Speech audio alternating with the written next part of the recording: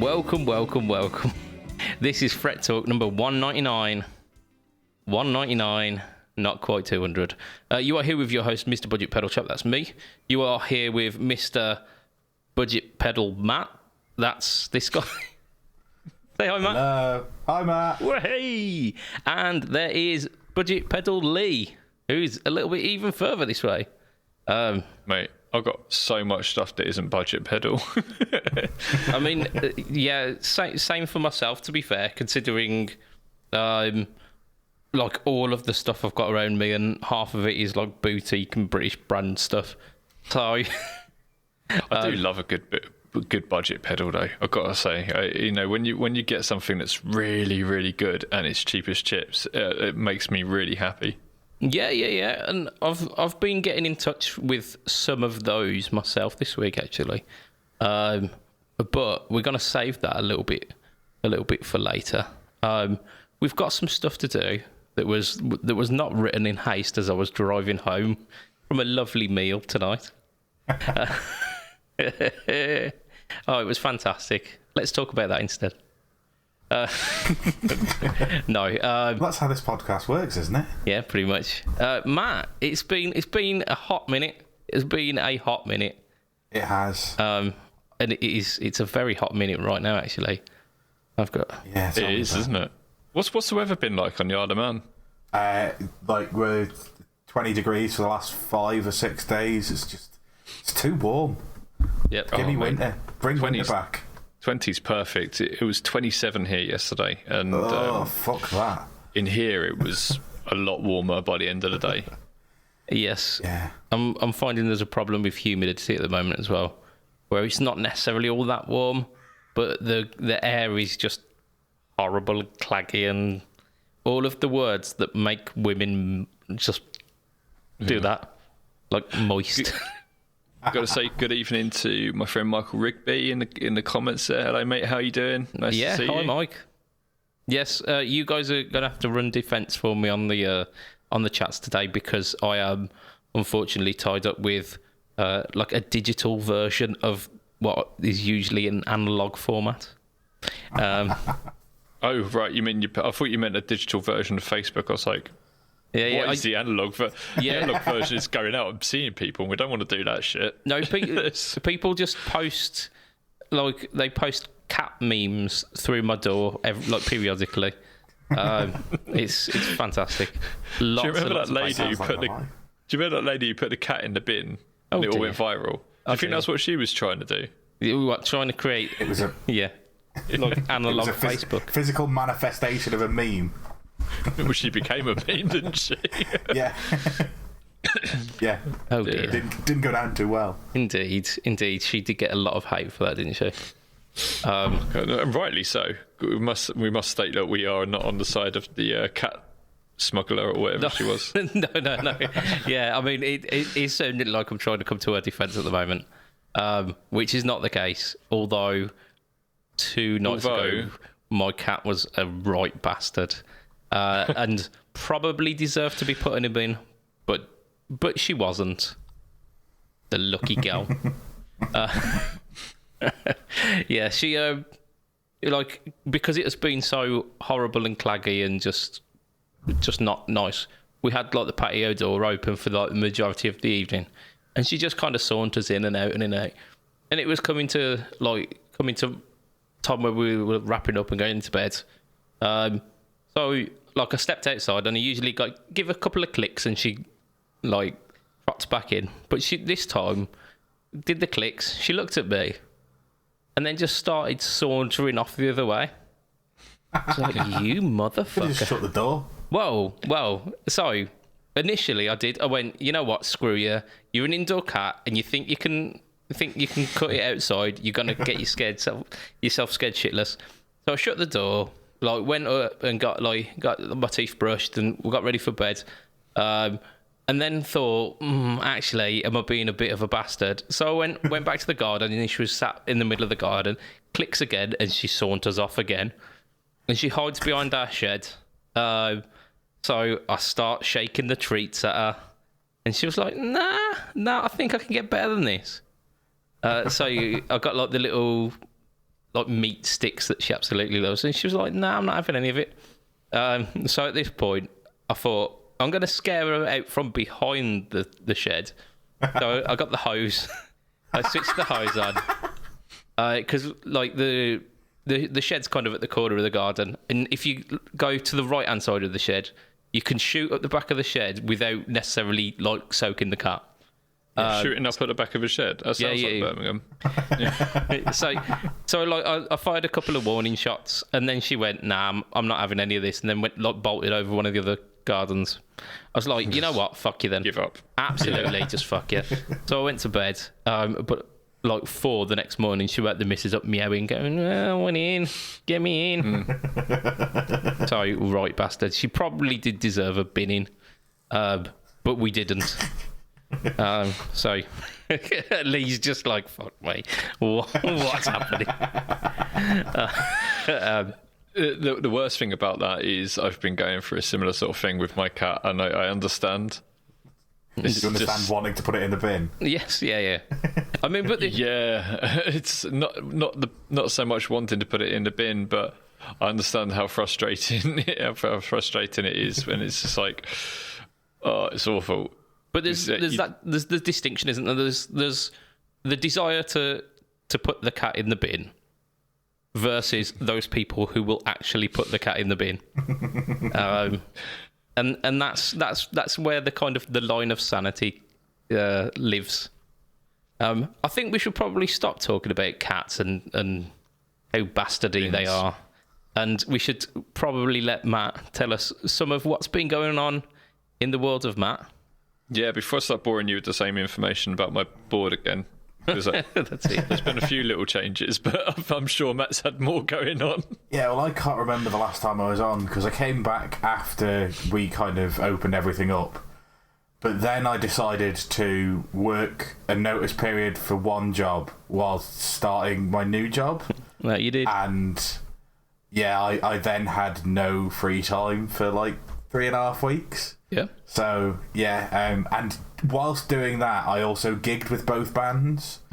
So one of my mates was like, "Oh, you've got 4 income streams," and I'm like, "No, I just have no life." That's it. Yeah. So I have zero work-life balance now. Did a couple of gigs, broke my AC-15. Yes, I remember this going on. Because so it lives in the back of my van, and normally it's packed in with a load of gear and also bungee corded. And I had to take all the gear out because I needed to use the back of the van for something else, but the AC-15 had stayed in. And then I was driving back I'd basically taken some shit to the tip and thrown it in the tip, and I was driving back, and the bungee cord, the metal end for the bungee cord snapped, and the amp just fell and slid the entire length of the van, and now it's got like a hissy poppy crackle. You reckon it's a valve? No, it's not a valve. I've tried valves. That's not the problem. So it's a more serious problem. It needs an actual amp tech, which there aren't any of on the Isle of Man. So yeah, I broke that. I've been running. So I bought a second Hayden Mofo 15, and I've been running 2 Hayden Mofo 15s in stereo for the gigs that I've done since. Life gives you lemons. Buy 2 Hayden Mofos, I think is the expression. Well, I had one with the 2 cabs, and you can run it. You can run the one head into 2 cabs. But I was like, but what's better than 1 is 2. So why not just have 2 heads and 2 cabs? Malmsteen. So if you can run 1 into 2, you could run 2 into 4. But I couldn't find enough cabs to buy. So I was like, do you know what? I'll just spend another couple of £100 on a Hayden head. Yeah. It was running them in stereo, but they're a bit too. When you run them like that, they sound a bit too modern. Yeah. Because they're obviously like a little bit more of a modern voicing. So I've changed the speaker in one of the cabs from whatever's in there to a vintage 30. Okay. I picked up locally, which has made it sound a bit more classic. It's a bit more toppy, a bit less kind of really like vintage 30s. Yeah. But yeah, I do as well. Like I had one in the using Kettner Pure Tone that again it's another amp that's fucked that needs looking at, but we don't have an amp tech over here. Yeah, so like that was my kind of like solution for a small rig for gigging is I'll use my my Hayden Mofo with the cab that's now got the Vintage 30 in it. But because I work 2 jobs at the same time, I came into a bit of extra money. Funny and I thought, how will I reward myself? I know I'll buy myself a second 212 amp that I didn't want to buy another AC15C2 because I will get this one fixed, and there's no point in having 2 of the same amp. So I looked at what there was out there and what I like the sound of on YouTube demos, and spoke to a few people who had a few stuff, and I ended up buying which arrived today, a Fender. Is it Bass Breaker? Yeah, Bass Breaker 1830 is the one I've got. So it's a 2-channel one. It's got a 30-watt mode, which is a black face, and an 18-watt mode, which is supposed to be modelled on a brown face. Yeah. And I've not been able to turn it up loud, so I can tell you that it's got fuck tons of headroom, but I haven't been able to turn it up loud enough yet. But I do have a gig on Saturday. Either Friday or Saturday, I've got a gig, so I will. You're not going to try a rehearsal first? No, I haven't got a rehearsal. See, you're both heathens. This is what he says. I'm just going to turn up at a gig with a new guitar. But I'll have 3 spare amps in the back of my van, so if it doesn't work, I've got a contingency. That's it. I've got 2 Hayden Mofo heads, 2 cabs, and a Marshall Origin 20 in the back of the van. So if it goes wrong, I'll just combine a Hayden Mofo and an Origin 20 probably, because it's the band that I don't lend the Origin 20 out in. So it'll be fine. It'll be absolutely fine. To be fair, you should be fine with it, except they're good. They're really good amps there. Yeah, I've heard lots of good things about them, and like I say, from the YouTube demos and looking, I managed to pick this up for less than £400, and I think they were $699 new, so I don't think that's too bad. Well, how old is it? Because they're not that old, are they? No, I think they came out either 2014 or 2015.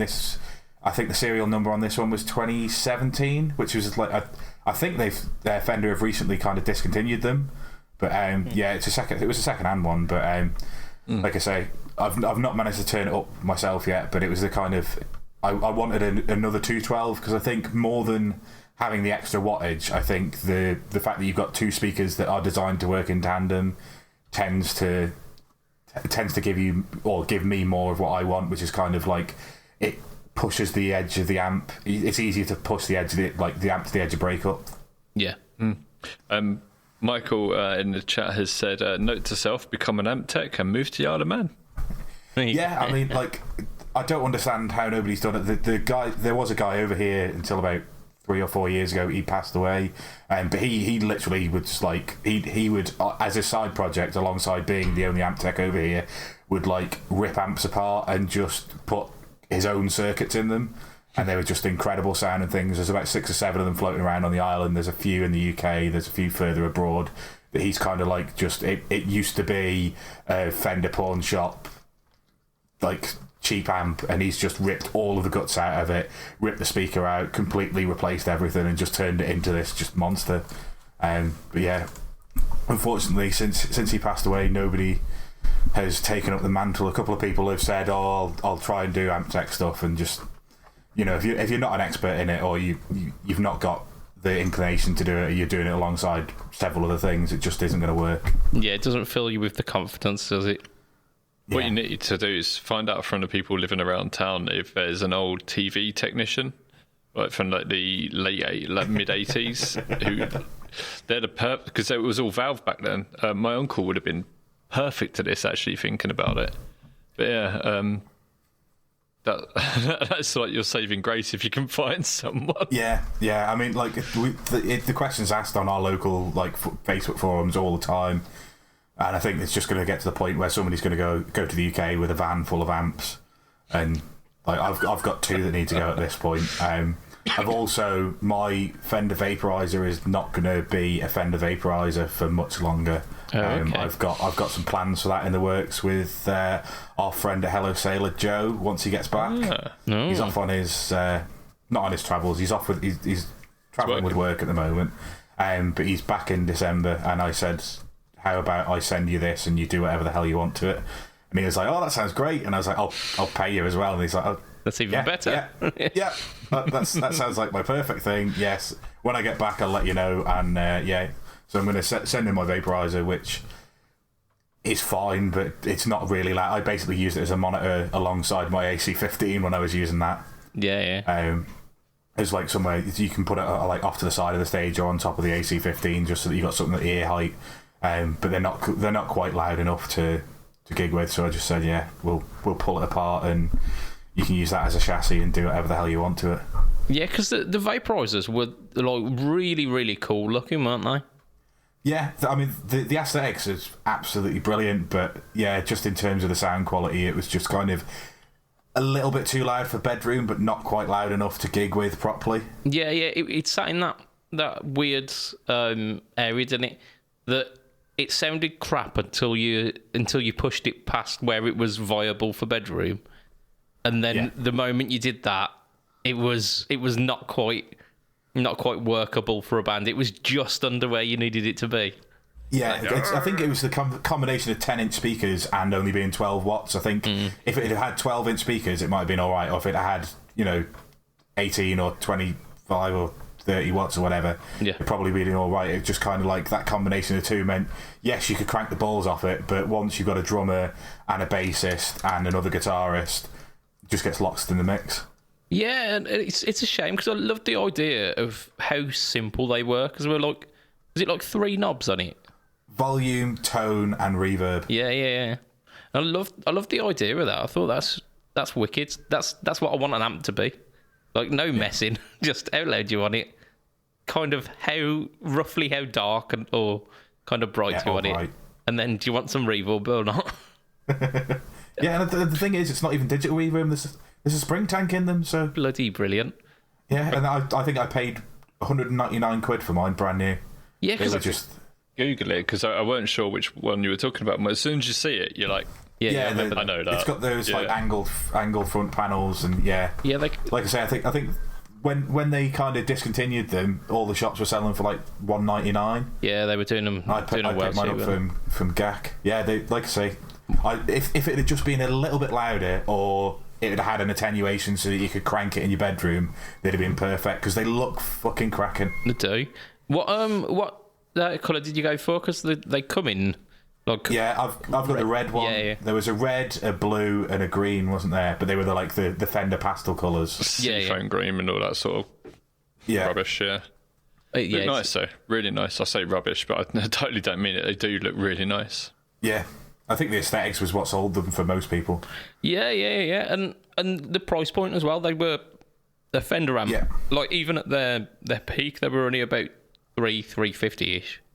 Yeah. I can get a Fender valve amp with spring reverb for $350. Yes, get in. I'll have that. Yeah, yeah. Like I say, the cracking little amp. It was just kind of in that kind of thing where I could take it to a practice. And that was about it because you needed to mic up, and just most of the venues over here you either get a small desk and you can't mic up, or there's not much point to miking up because you're playing through a room of 55 people max, and kind of it feels like overkill to mic up at that point when your amp can, or most people's amps can throw to the back of the room. Yeah. So tell you what's gonna be really really nice if you run that your Origin in stereo with your new bass breaker. Yeah, I mean, it's gonna be sexy. If I get somewhere where I've got a space to run a 212 and a 1, I think the Origin is actually a 110, but it's like bigger than a 112. Like the cab is oversized. If I get a chance to run stereo, I absolutely would do. But like a lot of the places over here, I get the size of a 212 cab wide, and that's it. And like I don't particularly want to stack the Origin on top, just in case, because obviously it's not going to be a flat surface, but if we get the outdoor, if the outdoor gigs come back, because obviously there's no TT again this year, but if the outdoor gigs come back, if they do stuff for the locals, then absolutely I'll be running in stereo, and it'll probably be the bass breaker and the Origin. Yeah, if you can run wet dry wet with the Vox, the Fender and the Marshall, which is basically kind of like the rig I'm running at the minute, it's just like. Oh. Yeah, I won't be able to do wet dry wet because I got rid of all of my ABYs. Well, but if ever there was a, you say you got rid of one. Didn't the sand get to the one, or was it? Yeah, the sand got to one, and then I replaced that with exactly the same thing.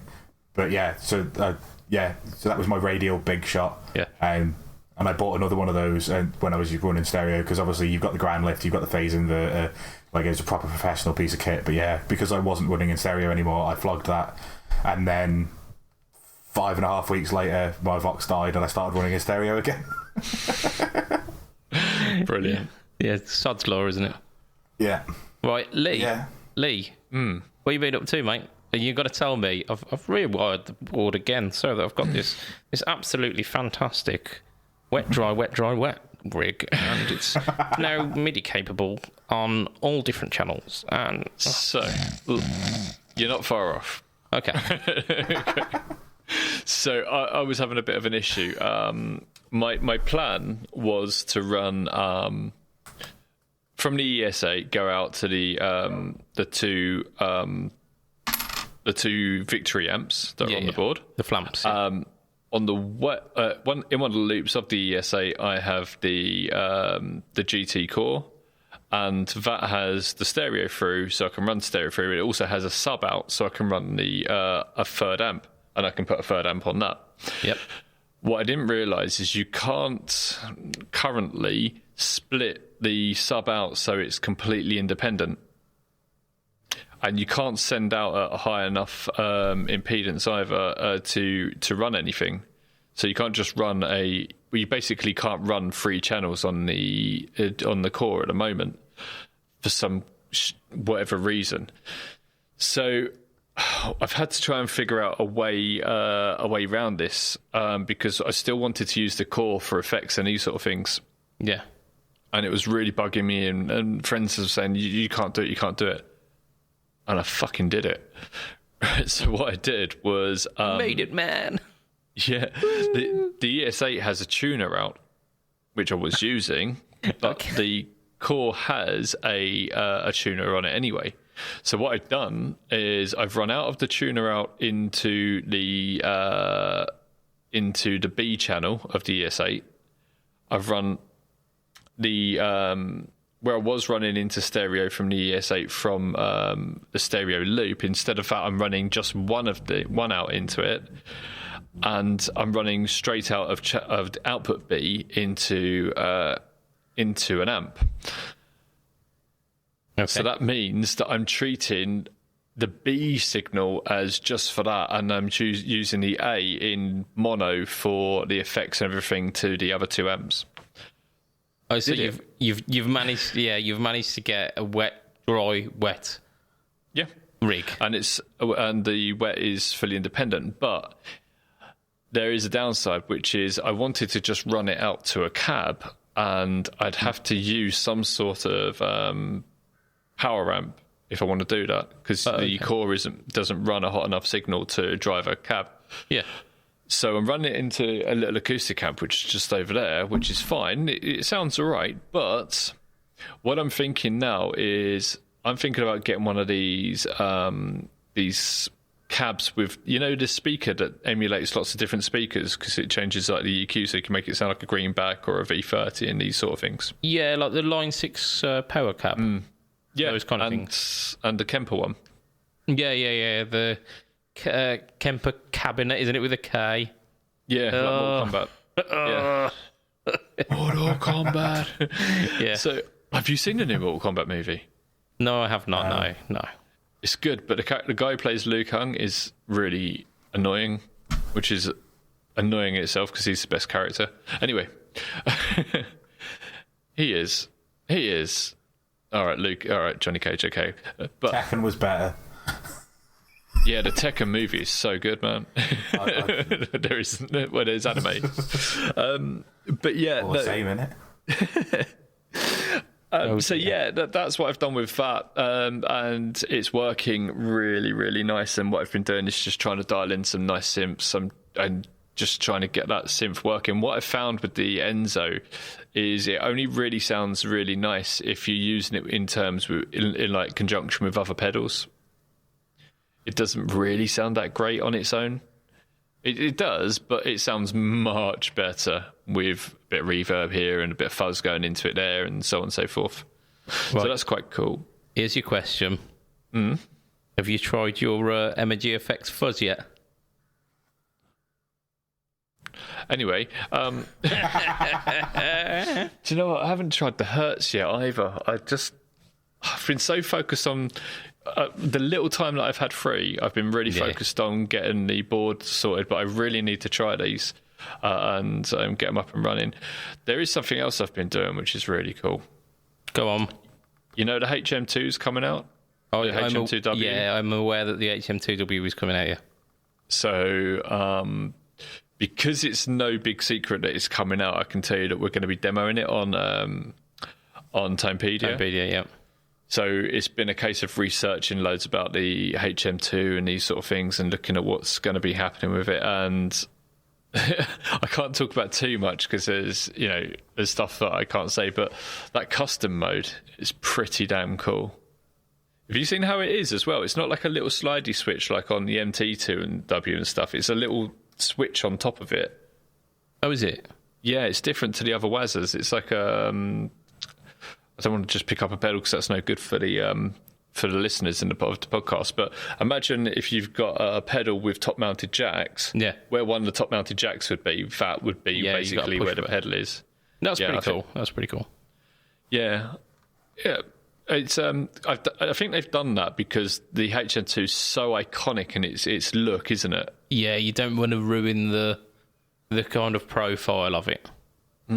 Also, one of my mates the other day, we were having a chat, and he said, "Oh yeah, I think my ex-girlfriend's got a HM2. She never uses it. It's a really old beaten up one." I was like, "That sounds really." If it's old and beaten up, I suppose I can give her like 20 quid for it. Give her a fiver. Take it off your hands. Yeah, he said it was his to start with. He said, "I've got one of them knocking around." I was like, "Oh, okay. I'll buy it off you." Yeah, I didn't say how much, yeah, but he might even be watching. Oh dear. But no, abort plan.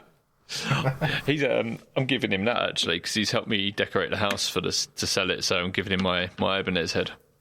Oh, nice. Yeah, man. I'm gonna miss it, but he needs a decent little amp. So yeah, I'm giving him that. But yeah, I might try and pick up that old HM2. A bit of fun. Yeah, good You've stuff. tried one? I've not tried an HM2. No, I've not even tried because the Behringer have got like an equivalent of the HM2, like the Ultra Metal 300, I think it is. I think that's right. Yeah, and I've not even tried that one. So, no, I've not even tried any of the black Boss drive pedals. Just I can't stay clear of them. They're all the same. They all sound horrible. What, like the SD1? The new black edition, the SD1. Largely, I'm kind of along with Matt's thinking. There is that there's no joy for me to be had in that corner of the Boss market because, like, I don't believe you because after your last video you did, I think you are all about metal. Metal. Yeah, I mean, yeah, the because I did the Energy Effects like full demo. There were some doomy bits in that, which worked kind of well. But it was me pushing myself to the limit with that one. Take it to the limit. I will do. Hello. I want to shout out to Scott. Hi, Scott. Scott Gailey's in the chat as well, boys and girls. Hi, Scott. Good evening. He said it was done like that to keep the original look, which is what we were saying. Yeah, for sure. Nailed it. Right. I've got a few things that I want to go through this week. So I need to consult my list to make sure that I don't forget about any of it because we've been up to so much, man, so much. I'm going to start off kind of springboarding from where we were talking about there. Like I have started doing full demos again for Pedalboards of Doom because I've realised that I can. And so the first one was the Energy Effects Flaming Cake, and then the following Friday came out the No Talk Alto, which kind of followed on from it. This time, what I'm going to do this Friday coming up, aka tomorrow, is going to be the new X Horseman, No Talk or Tone, and then the following Tuesday is going to be the full demo experience on Pedalboards of Doom. So I'm kind of switching it about. So it's really cool. We've got two kind of tracks that are recorded for that. There's like a plagiarized one, and there is like a kind of John Mayer pastiche, because John Mayer's like quite a well-known Klon user. So I thought might as well try and aim towards some of those tones. Which I actually, funnily enough, I crack out the Ibanez RG in it, just as a kind of an homage to the fact that every so often, John Mayer uses an RG. Well, no, he uses a pink Jackson, I think, or a Charvel. So I just thought I'd do a little bit of an homage and see if anyone noticed. But now I've told you. So if you have heard this and you go watch that video next Tuesday, plonk it in the comments and just go, I know. So yeah, we got that going on. I've done like shed loads of recording this week as well. I've done a couple of, in fact, I actually did three No Talk or Tones this morning. I've yet to edit them, but they will be coming out like kind of sequentially next couple of weeks. I'm not going to spoil what they are, but one of my biggest videos on the No Talk or Tone channel was the Mosky Deluxe preamp, which is full tone, full drive, kind of esque. And in with this bunch of pedals is also a Mosky full tone thing, full tone-ish. Indeed. So watch out for that. It's probably going to be full tone, but without all the races.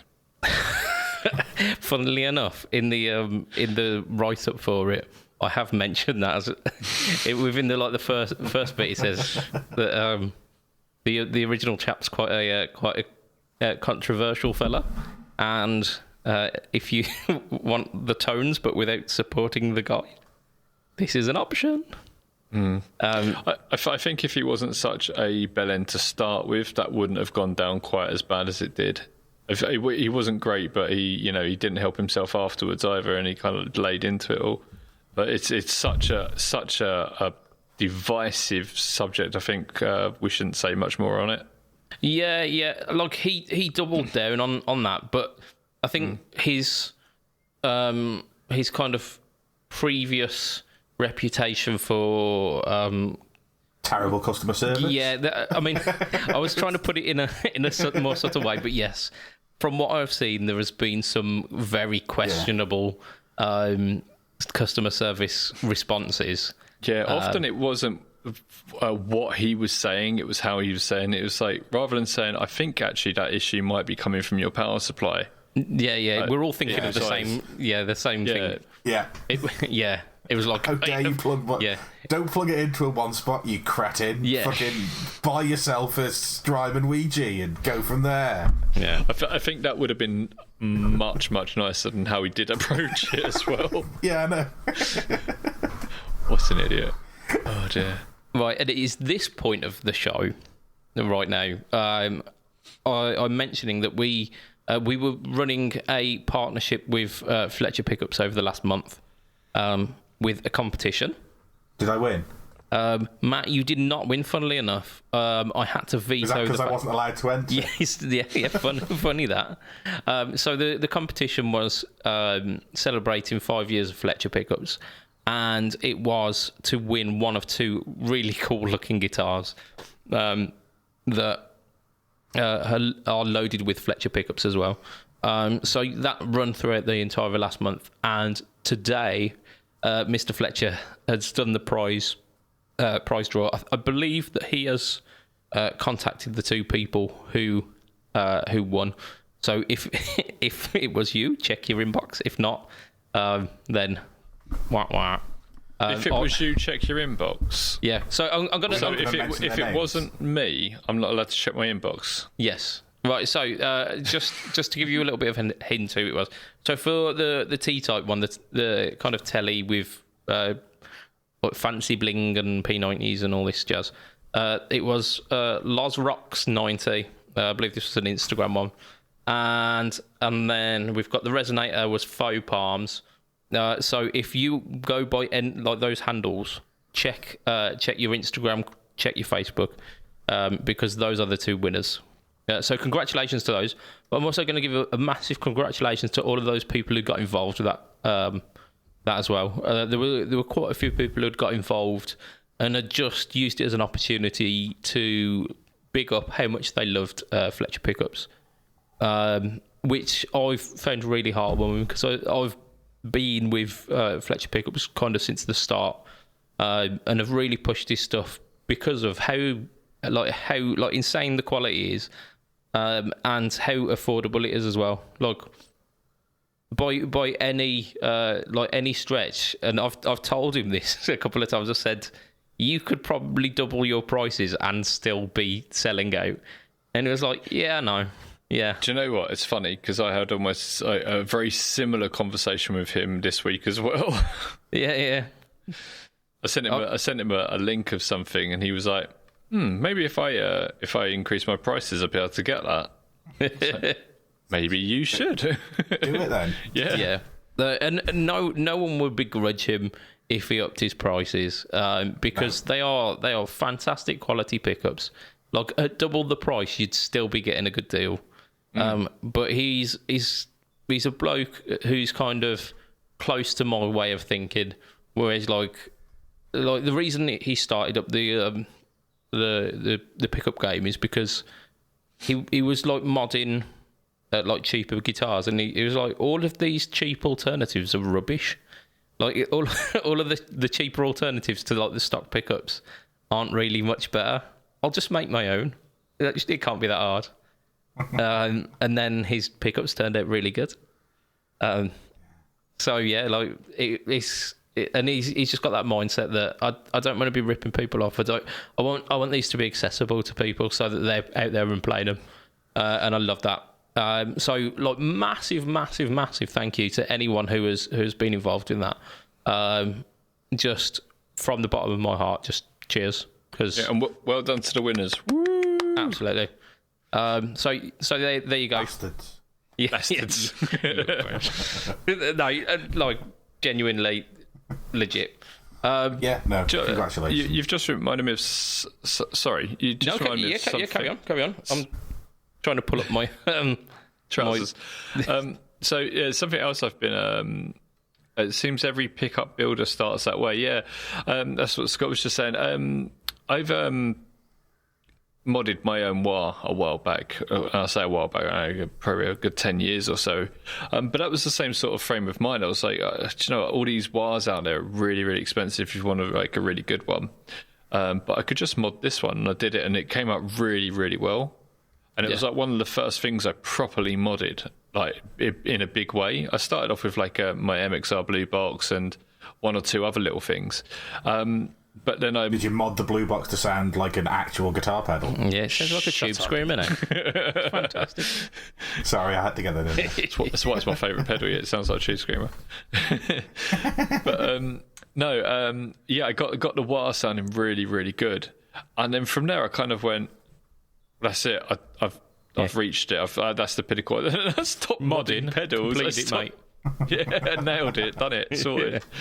Yeah. But yeah, it was crazy. But now I'm on the search for a new wah because I've been thinking that there's the auto return 535Q from MXR, the Cray Baby. It just looks so perfect. It's a mini wah. It's got auto return. You can change all the Q and everything on it, like on the fly, and it just looks so perfect. So I'm really highly considering getting one of them. Wow, I'm thinking about it a lot. The Behringer Hellbabe wah is based on that. I'm not buying Behringer stuff unless I pick it up second hand. I'm not buying it. So it was the first wire I ever had, and I think it was about 40 quid because it was in this big, massive like treadle. Like it was like molded plastic, but it was so it was like twice the price of the other Behringer pedals that I bought, and it was fucking wank. I think you've said about this. Yeah. I have. But so considering like how close those old plastic Behringer pedals are to the originals, you know, like you might want to try out the 535Q first. Yeah, saying that there's so much you can do to them. You know, there's so much control over it. I think if you got that same pedal now, knowing what you know, you might be able to make it sound better. Oh yeah. That's a fair cop. A fair cop. I'm very conscious of our timing, so I'm just going to wrap up a little bit more of what I've been up to just quick. So we've done that. I want to mention today I posted on Instagram about a wiring harness that I got through. Have a look on the Instagram. It kind of explains all of what's gone on with that. But I received it yesterday, and this is like an ongoing Squire Strat journey that I've said that I'll do it, and then I never have. I finally I got round to ordering it, and I ordered it like late last week. And to be fair, like James's Home of Tone says, give 5 days for like the putting together of these wiring harnesses, because they are all done to spec. They're not like sat there in a warehouse anywhere. Like I make them to order, and within about 4 days it was at my house. So like hats off to him for the expedience of the product. But I also, so that I wouldn't put it off any further, I got the solderless kit rather than the one where you have to like solder 3 or 4 wires. I got it where I could just like stick them into like sockets that screw in, and it like everything fit, everything worked. The only problem I had was the fact that I'd bought a scratch plate which doesn't quite fit. So why doesn't it fit? Just out of curiosity, and I ask this because I have to buy a specific type of scratch plate for my Strat because it's a Japanese one. Yes, yeah. So like Squires don't have a set. The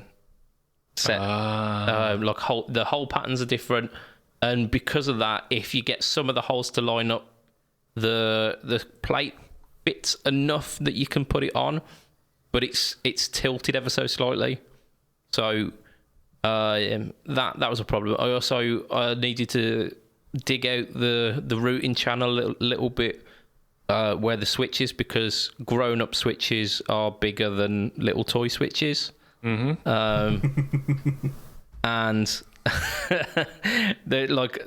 did an absolutely massive bodge job on the bridge pickup, because I'd bought it second hand and he didn't supply the mounting screws, and like the mounting screws that I had around were just too thin and would just go straight through the center of the hole.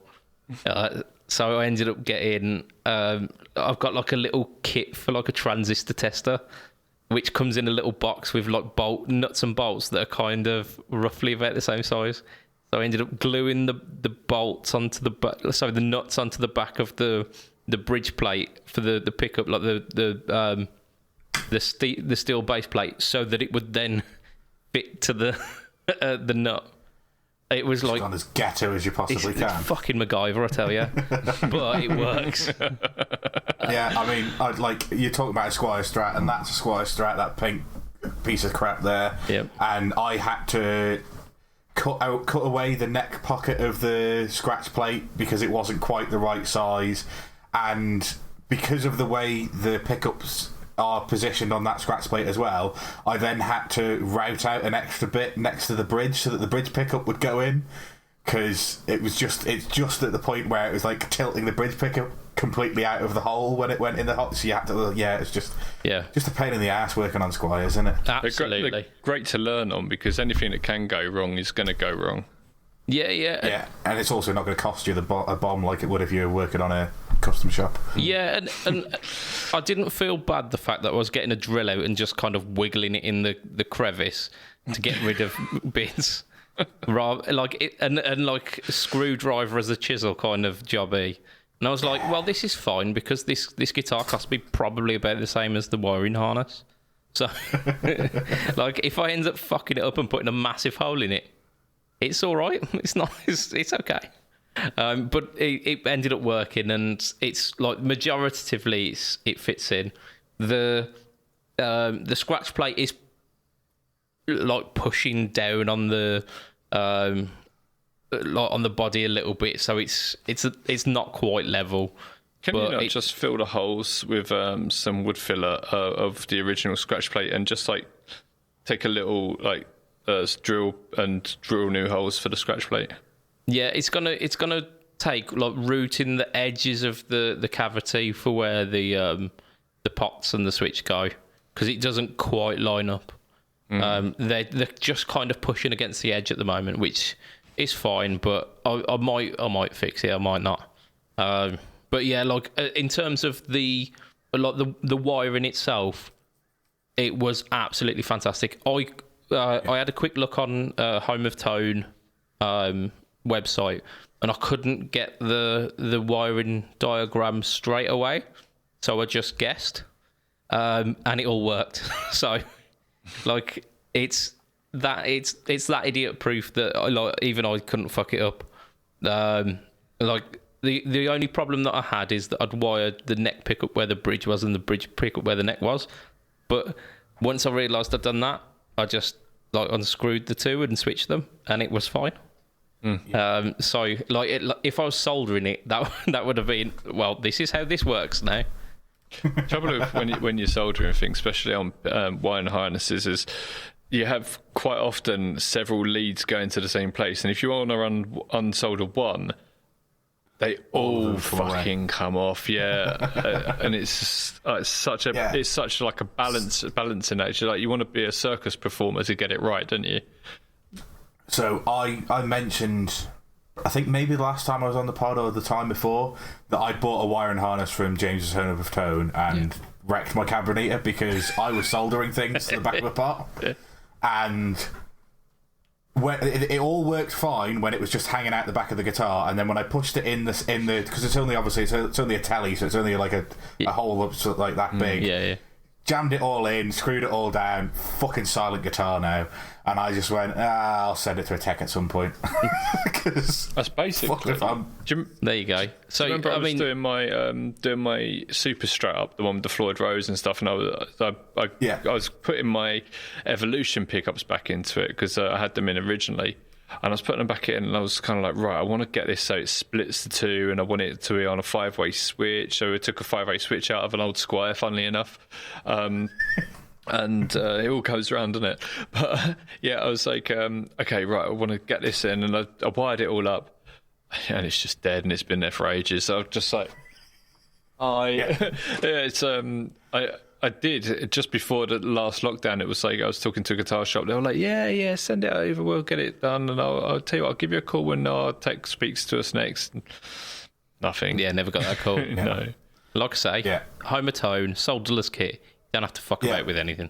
Yeah, I think that was my decision was poor there to not just get a solderless one where I could just chop them off the old pot, like sort the ends out and then screw it into a Should have done that, but you know. Yeah, it's like an extra $5 or $10 or something. You get the idiot-free installation. Yeah, absolutely. Like, I might see if they do something like that for the Shine Super Strat thing, just because I want like a dive bomb guitar. Yeah. If there's not one on the website, he'll do it for you.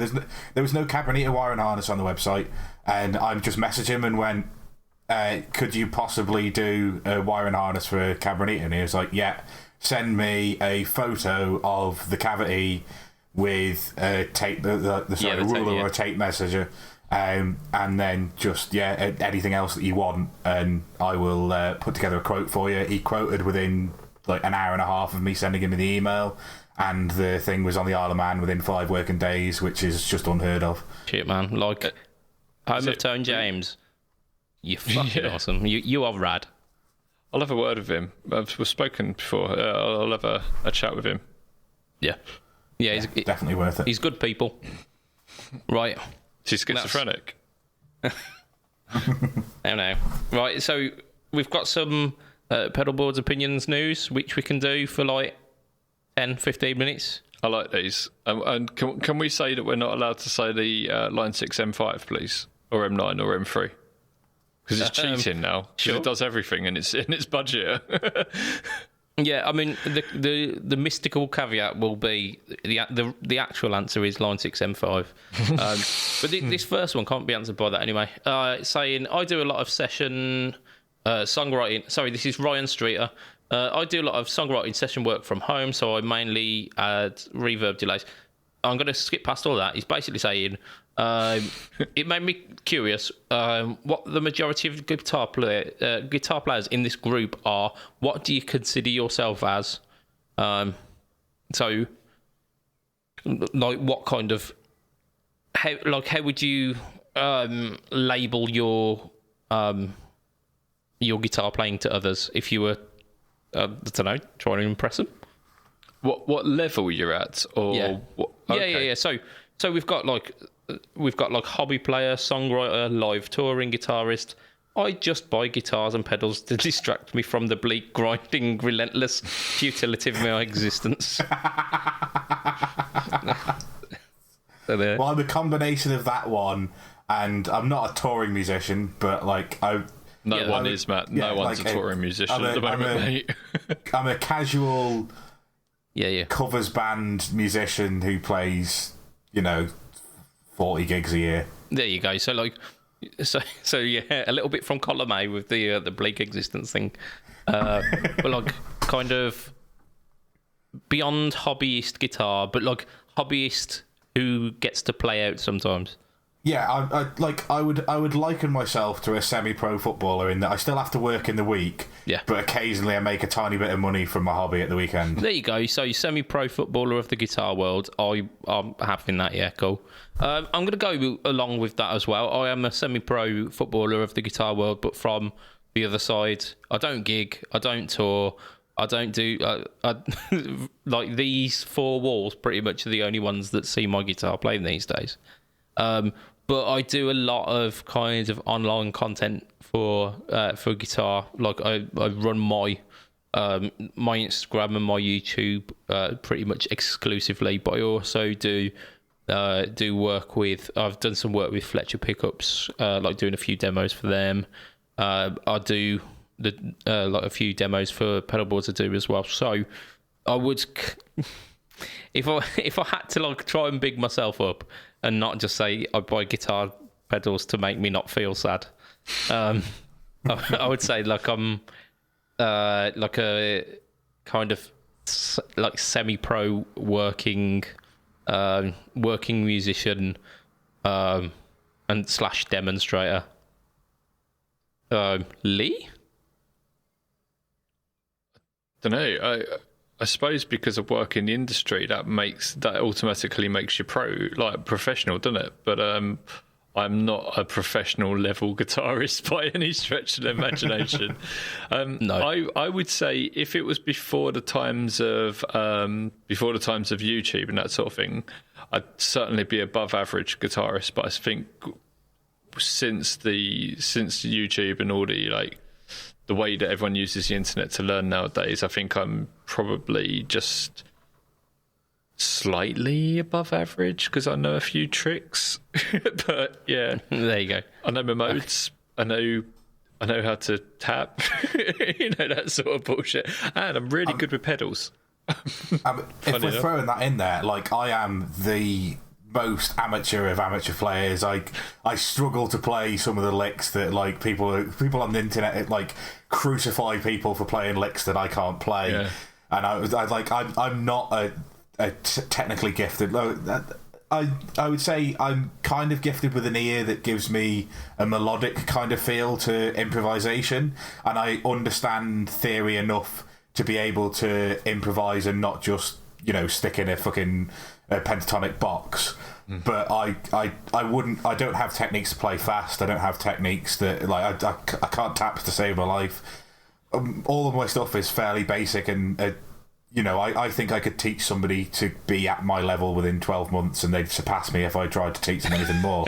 But I don't think that's really a necessity in terms of going out there and getting yourselves out there, because like I say, I don't think I'm maybe I'm not giving myself enough credit, but I don't think so. People always come up to you at the end of the gig, oh, that was great, and I'm like, well, yeah, I'm doing things that are really basic. I'm just mixing it all up so that it doesn't sound like that.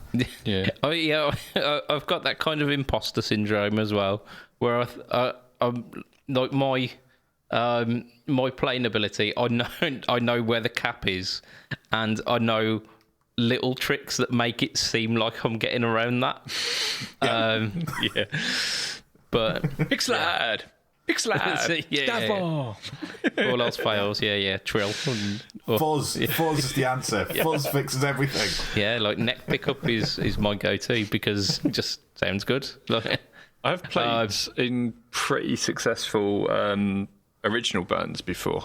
We did quite well, touring around London and these sort of things quite a lot. That was good. And I missed that quite a lot. But since moving away from London and moving down to the arse end of the UK and having children and not knowing anyone who lives around here, even though I've been here 5 years.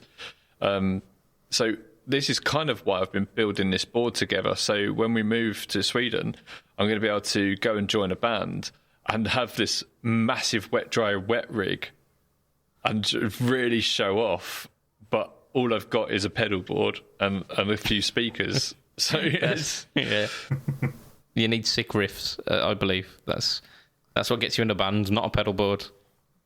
Right, so next question is actually from our very own Will. Will with the hair, Mr. Will Powell. William. He says, what does the ultimate mid-pushed overdrive mean to you? Take effects on Terra's drive. Pretty standard, yeah.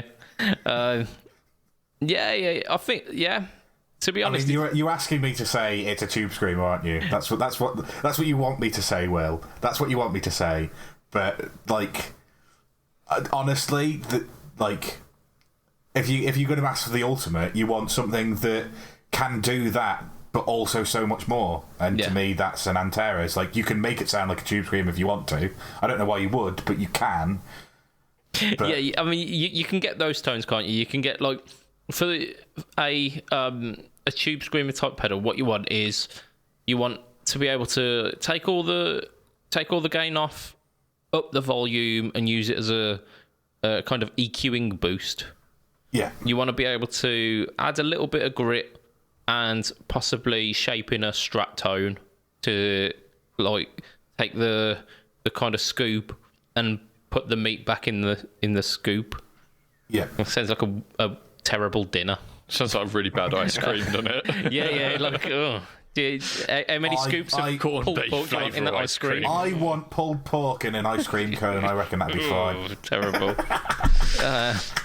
But there we go. So you want to kind of fatten up a strat tone by adding the mids back in, and then you could add more gain and have the solo boost thing again, and have it so that it's creamy, saturated lead tone, and then you've got the metal shelving of the bottom end, tightening up the flubbiness of a really gainy amp. And those are the kind of things that the ultimate, quote unquote, ultimate mid-pushed overdrive would do. But you are absolutely right, Matt, that if you've got the clean blend as well, and being able to kind of feather in as much or as little as that extreme EQ as you want, there ain't much better, is there? Yes, yeah, no, there is. Go on, you're going to say the MXR blue box. Clon. No. But the Clon isn't an ultimate mid-pushed overdrive. It is the ultimate mid-push overdrive. It does push the mids. It does, but it's in a very, very gentle way, and it's very subtle. But it's still the ultimate. It's not as But it's not really pushing the mids, is it? It's Right, like tickling the mids. Metal zone. It's You can push the mids right up on that. It's that, isn't it? It's a little tickle of the mids. yeah. Whereas the tube screamers full on working the mids. It's just the wrong mids. They're slightly in the wrong place. Yeah, but which is why the tube screamer is known as the clon is known as a transparent boost. It's not, but the EQ, like the midpoints that it pushes, are that kind of clarity, presence, upper mids. They're just they're just smack bang in the right place. Do you know what I did a couple of days ago? Is we've been trying to do some work on how to demo boosts on Tonepedia. So I set the it's difficult. Yeah, I set the OD 200 to the clon. I put just the Duchess on, and put Duchess at about mid volume, and just turned the gain down all the way, and just started driving it with the volume of the clon, and it's such an amazing sound. Fuck, it was loud, but it was just so lovely. It really, really, really pushes it into such a nice place, and it was still clean, but it was aggressive clean. Yeah. Just lovely. It would have sounded rubbish with a tube screamer because it would have just been fizzy. Okay, but if like mid pushed overdrive is something that it's a code word, isn't it? It's tube screamer. It means it's tube screamer. It does. It does, like transparent boost is clon. Mid pushed overdrive is tube screamer. So, like, if we are talking the ultimate tube screamer, actually, if you don't need the clean blend, I will go with you the fact that the Antares it just does it all. But if you don't want the clean blend and you want a tube screamer that does the tube screamer really well, get a DS1. Get a tube screamer. SD1, sorry. Get a DS1, yeah. Fuck screaming tubes. Let's distort the fucker. Yeah, get a DS1 and play some Nirvana riffs. All right, Grandad. Michael said any pedal described as a Marshall in a box. I suppose it does push the mids. A Marshall in a box does push the mids. Yeah. What about the Blues Driver? Because that's a blues a mid push. It's yeah. It's a slightly different thing. Scoopy, actually, though, isn't it? No. They are pushing mids, but again, it's like sitting in a slightly different EQ curve. It's somewhere between the tube screamer and the blues driver, and the blues breaker's really, really low gain. It's incredibly low gain. Like the original ones are. There's not much drive going on at all. Whereas I think with a tube screamer you get as much as you need. Scott said, what about the Sparkle Drive? There's a Sparkle Drive by... That's the answer to your right, because when someone says transparent drive, you think automatically of the clone. When someone says mid hump overdrive, you think automatically of the tube screamer. And it's almost like synesthesia, isn't it? You see a colour, you see this colour green when people say mid humped overdrive. Right, we'll go on to our next question. This one, Pedal Boards of Doom had a really funny response for this in the comment. Did you know? Did you? It said, yes. How do you know if a pedal is digital or analog for a single effect? I saw this. I didn't see I might have seen your response, but it was like people were like saying, "Read the fucking instructions." Like, did you not research your pedal before you bought it? Yeah, there was a lot of salt going on with this question. I think Pedal Boards of Doom had suggested that you taste it, and that anything that has got like a sweeter taste is digital, and if it's got an umami / like a savoury flavour, then it's analog. And if when you lick it, all you get is metallic, then you're not licking hard enough, and you just need to keep licking, keep going. So there you go. if we wanted to be a little bit more understanding towards the question and try to get a little bit more meat out of it, there is some kind of like that would be analog meat, would be, yeah. You look at any pedal that's kind of taken a signal and processing it in any sort of way. Yeah. So like an analog delay is still not really an analog delay, is it? Like unless it's a tape delay. Whereas like a DD2 is still really, even though it says digital delay, it still really shares a lot with analog delays. There's quite a lot of crossover there. What? No, analog delays do it in a not by signal processing. The signal is put through a chip that will repeat the exact. Well, it will repeat something, and it will have the quirks of that chip. Like the filtering to remove the clock noise is part of the process, and I think it's, although you could argue all pedals are digital because they're all running through a circuit. I think the distinction is like, is it DSP based effect? I get that. I'm just trying to give the guy more credit, or whoever posted it a bit more. Trying to answer that question a little bit better than really. Hang on. This doesn't make any sense. Favor Lou Nsidibé. There you go. It doesn't even sound like a name. So, I mean, is the answer really just have a look on the box? Yeah. Essentially, like Moore pedals, I know you do this really well because all of the ones that use an analog circuitry use a red LED, and all the ones that are digital use a blue LED. Yeah. Not rocket science, but they've got it nailed. Yeah, that's clever. It isn't it? It's a bit like the two-note stuff, isn't it? Anything that's got that's passive is black, and anything that actually has some sort of processing in it is white. Yes, of course. So there you go. Some companies have got their own little ways of telling you. Other ones keep their secrets. Yeah, and often if it has got some sort of processing on it, like Boss Stuff will say about it's got a COSM chip in it and these sort of things, and it will often talk about it in that sort of sense.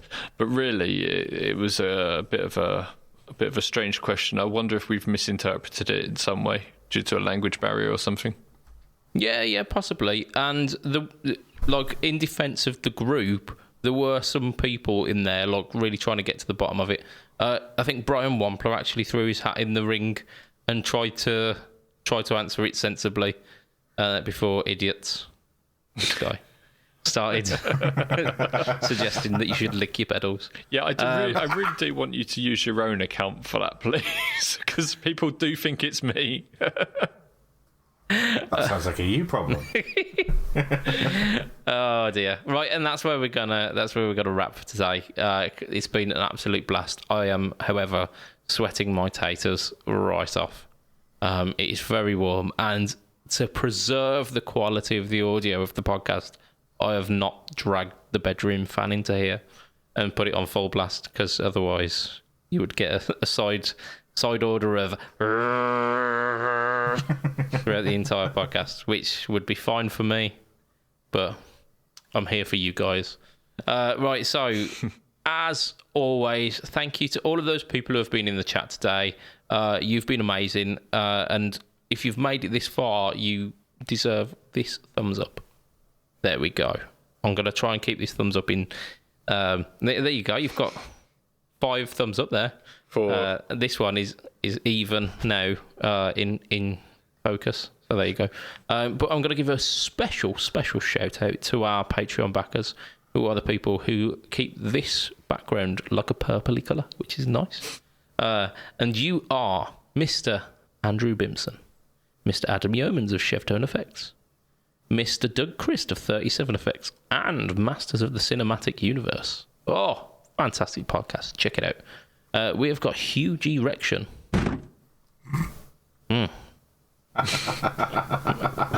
Maybe it was more impressive when I was younger. We have got Mr. Ben Fletcher of Fletcher Pickups. Congratulations on 5 years worth of Fletcher Pickups.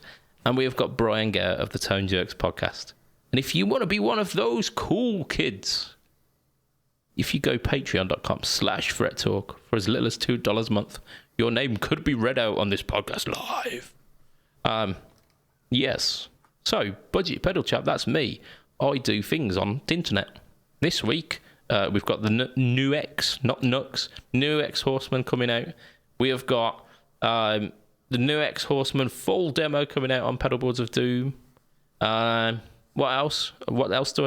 I do Instagram, I do Facebook, I do YouTube, and they are all /BudgetPedalChap.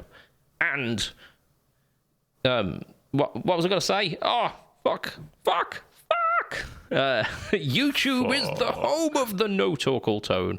I'm sure I can edit that so it doesn't make me sound crazy.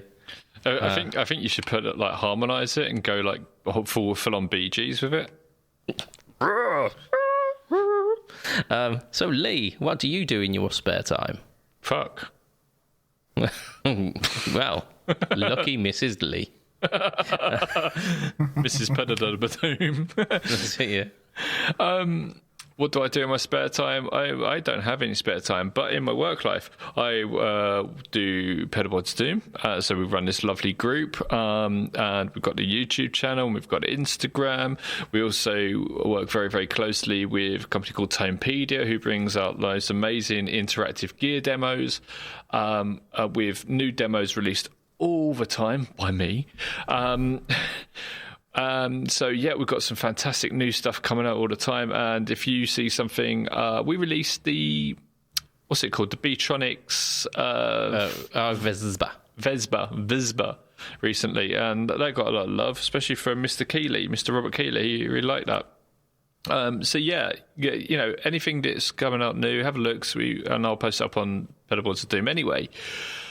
Yeah, so that's what I do. I do YouTube videos. I do the news every week. So every week, alongside podcasts and live streams and these sort of things, I'll make a video. I'll be doing one tomorrow, and that will be of the latest gear news and just a roundup.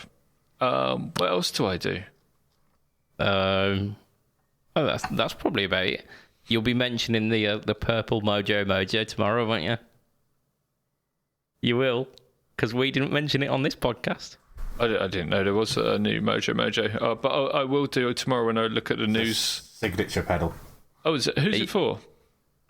Paul Gilbert. But he's just done a signature pedal with JHS. He can have more than one pedal. Okay. You can't tie that guy down. Well, you probably could. He's very tall. I know, I've met him a couple of times. But yeah, okay. Yeah, so that's what I do. And Matt? There you go.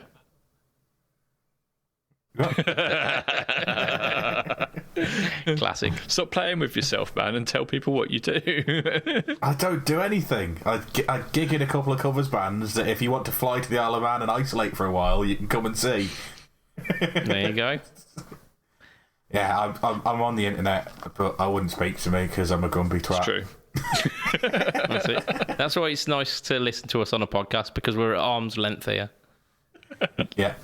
And that will be it for this week. We have got a shit joke coming up, so if you are a podcast listener, you are going to hear that. Possibly given by Lee this week. Maybe, I don't know. But that will be it. So from myself, Mr. Budget Pedal Chap, from Mr. Matt Quine, say bye, Matt. Bye, Matt. Yeah. And from Mr. Lee, say bye, Lee. Goodbye, everyone. See you later. Tatty bye. Ta-ra a bit. Bye. Guten bye. Ta-ra. Bye.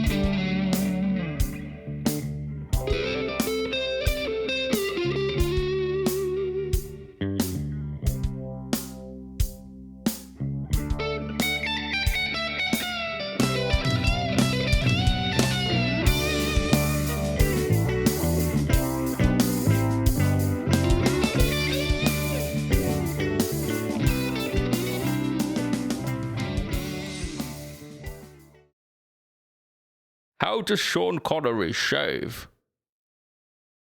He presses Control-S, just like everybody else. Control-S, okay. That was awful. Okay. That was actually awful.